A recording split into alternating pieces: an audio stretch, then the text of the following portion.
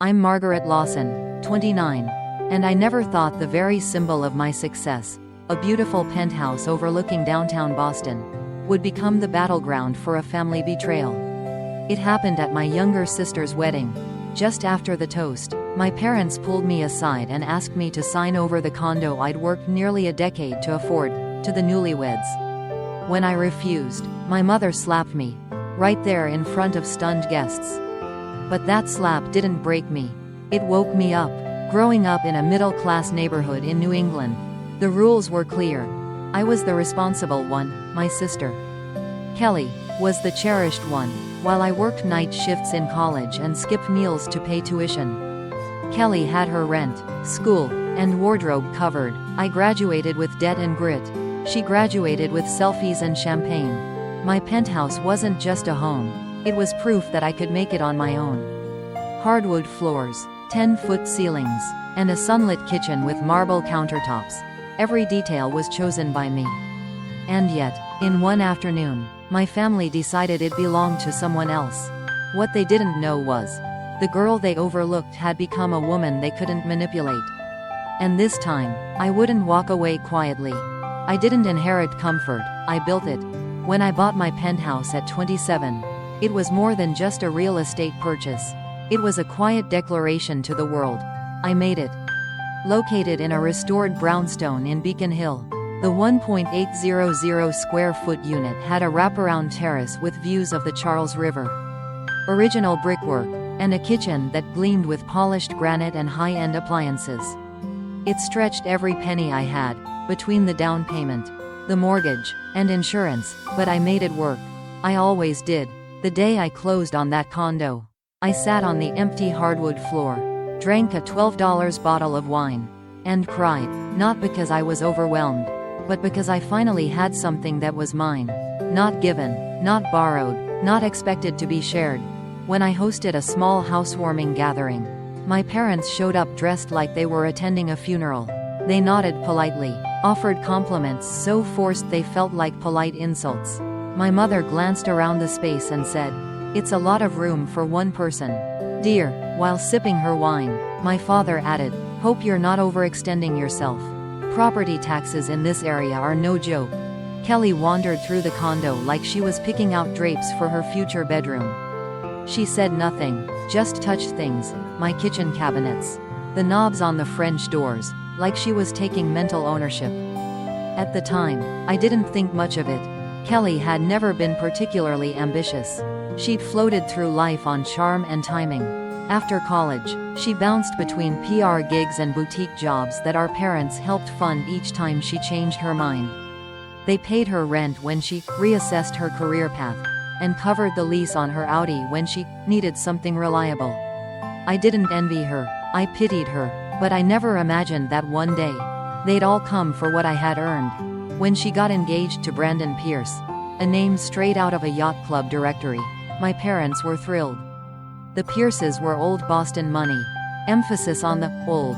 What no one said out loud, but I learned through whispers and real estate records, was that their wealth had withered across generations. Behind the designer suits and silver cutlery were 3 mortgage refinances, 2 foreclosures, and an empty trust fund that wouldn't mature for another 6 years. Still, my mother practically levitated when Kelly announced the engagement. She called me immediately, not to share the news, but to begin assigning tasks. "You'll be her maid of honor, of course," she said, as if it were a corporate role. "You're so good with details. Kelly needs support." What Kelly needed was a planner, a project manager, and a sponsor, and I was all 3. Over the next several months, I took care of things no one acknowledged: contract negotiations, guest coordination, vendor troubleshooting. I even agreed to pay for the floral arrangements and the rehearsal dinner, an extra $22 I pulled from my savings. Not because I had to, but because I thought maybe, just maybe, helping would earn me a little respect. But respect was never on the table. Control was. At one of the final vendor meetings, I overheard Brandon's mother whisper to mine, "It would be such a perfect space for newlyweds, a penthouse like that." She didn't mention my name, just the space, like I didn't exist, only the asset did. That's when the knot in my stomach began to form. It stayed there until the wedding day. The flowers were perfect. The dress was designer. The venue gleamed under the late June sun. And I played my role to perfection, maid of honor, organizer, smiling sister, until I was asked to give away the one thing in my life no one had helped me build. The day of the wedding was perfect, at least on the surface. The sky was clear, the breeze light, the lawn at the Rosecroft estate was trimmed to perfection. Everything looked like something from a magazine spread, exactly how Kelly had always wanted her life to appear, and I, as maid of honor, had ensured every detail was flawless, down to the pearl buttons on the napkin wraps. As guests sipped champagne on the marble terrace, I took a moment alone in the bridal suite, arranging Kelly's jewelry on velvet trays. That's when Mom entered, closing the door gently behind her. "You've always been our steady one," she began in that soft, syrupy tone she used when she was about to ask for something unpleasant. "Your sisters always needed more guidance. And now that she's starting her life with Brandon, they need a solid foundation." I turned, already knowing what was coming. "You mean my penthouse?" I said, calmly. She blinked, then smiled like I'd just offered it freely. "It's only temporary, a year or two. It's the perfect space for a young couple. And of course, they'd pay rent." "How much?" I asked. She paused. "Well, we hadn't discussed specifics, but it's family. We'd work something out." I stared at her, the request unraveling in my mind like a bad movie. I wasn't being asked, I was being informed. Later that evening, after the first dance and toasts, my father pulled me aside. "Come with me," he said. "There's something we'd like to discuss privately." He led me to the estate library, where the door creaked open to reveal not just my parents, but Kelly, Brandon, and his parents, Harrison and Margaret Pierce, all seated like this was a boardroom meeting. "What is this?" I asked, my pulse picking up. Dad gestured for me to sit. "We've been thinking about the best way to support Kelly and Brandon's start. Everyone agrees your penthouse would be the ideal place, just for a year or two, until Brandon's trust matures." I almost laughed. "You want me to move out of my own home?" Kelly stepped forward. "It's not like that, Maggie. You'd take over my place. It's a lovely one-bedroom. Perfect for a single person." I looked around the room, searching for one face that might show hesitation or shame. There was none. "I'm sorry," I said, voice tight. "That's not happening. The penthouse is my home.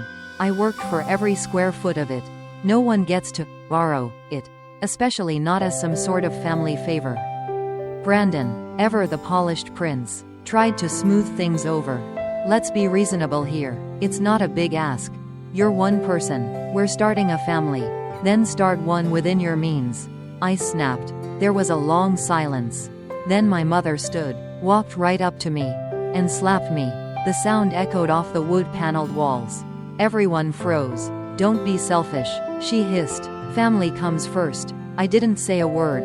I just looked at her, really looked, and saw not a mother, but someone who had chosen appearances over love, expectation over fairness. And in that moment, I felt nothing. Not rage, not sorrow, just a cold, clear realization. I was done playing the role they had written for me. Without another word, I turned and walked out, past the stunned guests, past the string quartet, past the champagne and speeches and dancing, into the night, not defeated, awake. I didn't cry, I didn't scream, I didn't slam a door or send a dramatic group text. I simply drove home, and as I stepped into my penthouse, the very one they tried to claim, a strange sense of calm settled over me.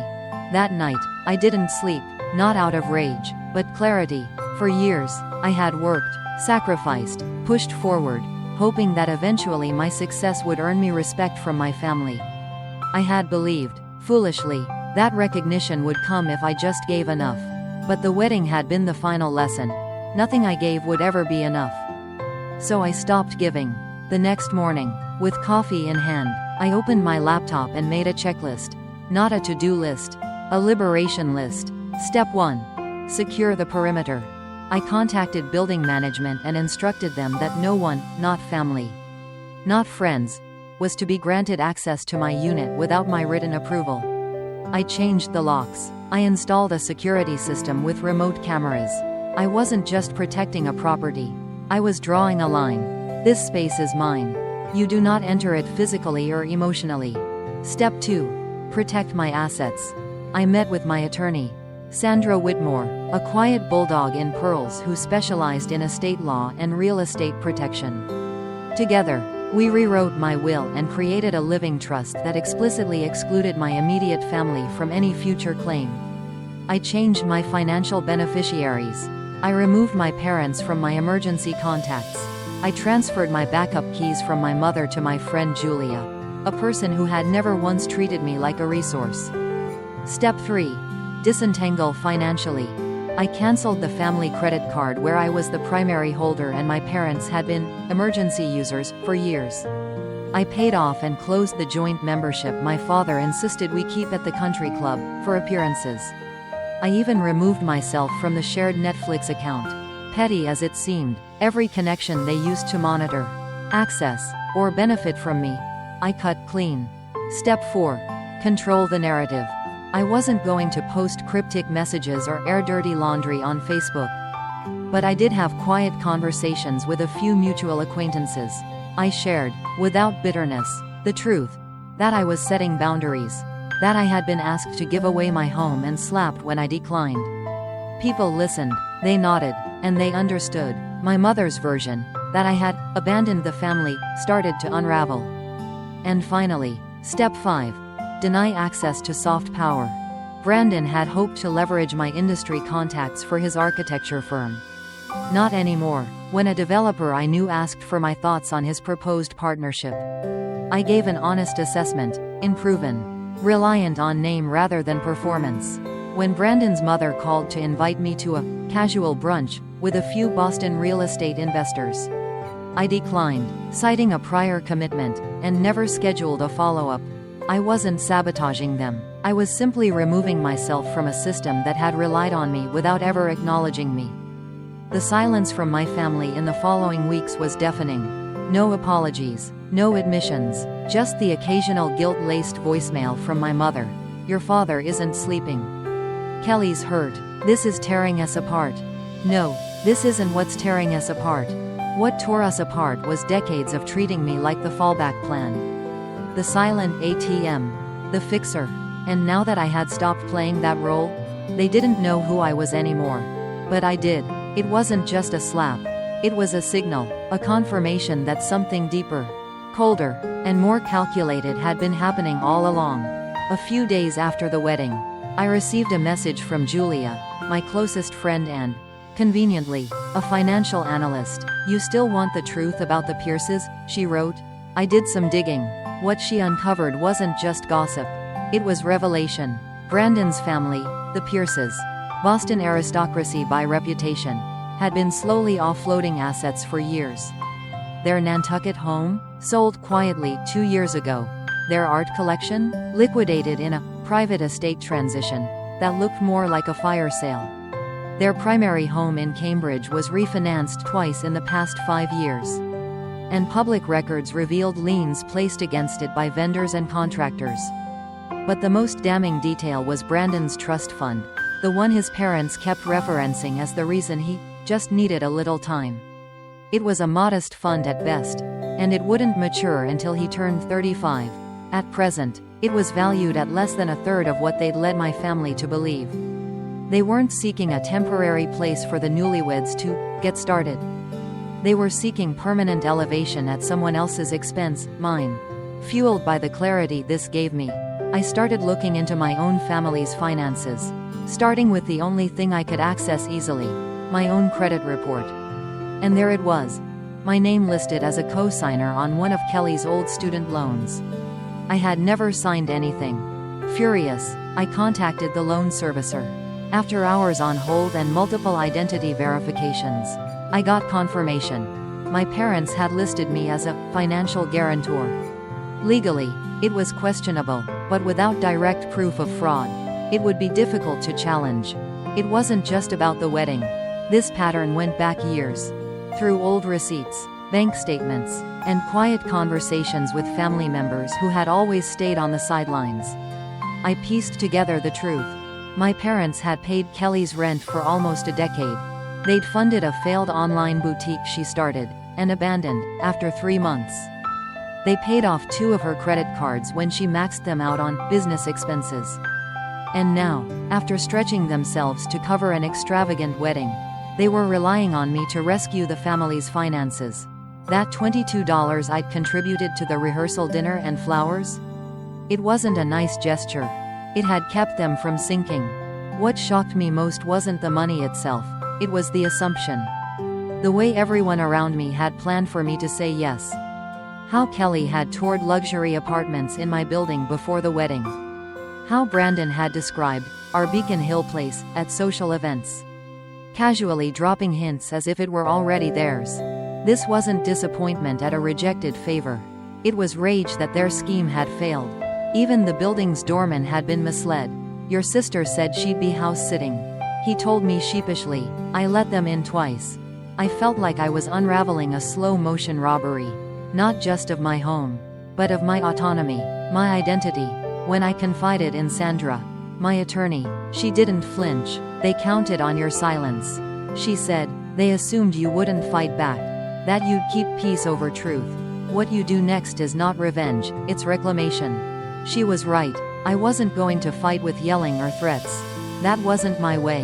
I was going to protect myself with strategy, with boundaries, and with the most powerful weapon they never expected me to use, the truth. 3 weeks after the wedding, my father emailed me a PDF titled Family Financial Planning, 2025 to 2030.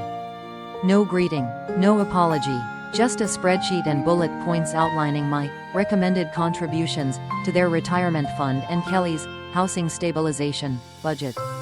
I read it twice to be sure I wasn't hallucinating.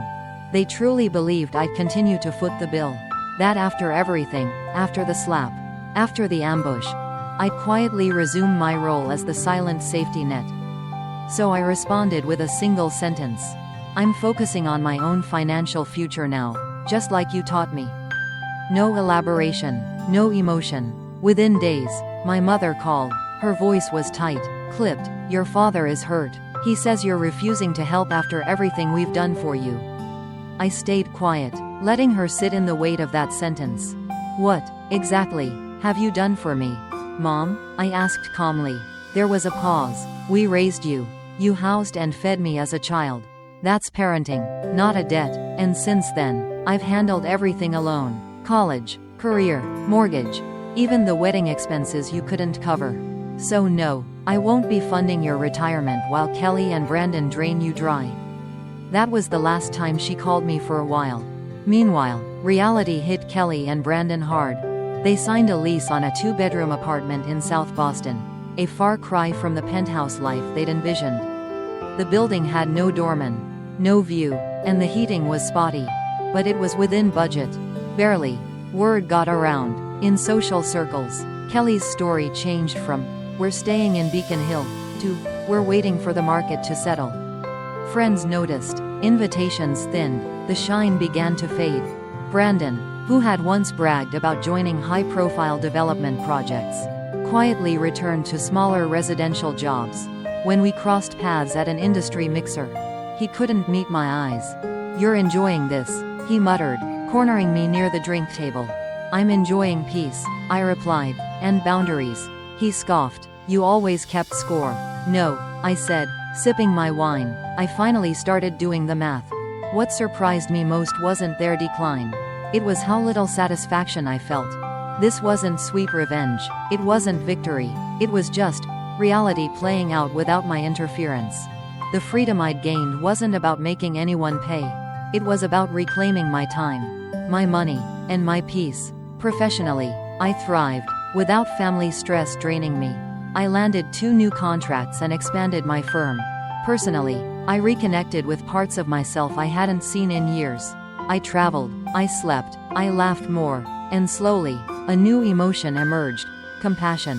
Not the naive kind I once clung to.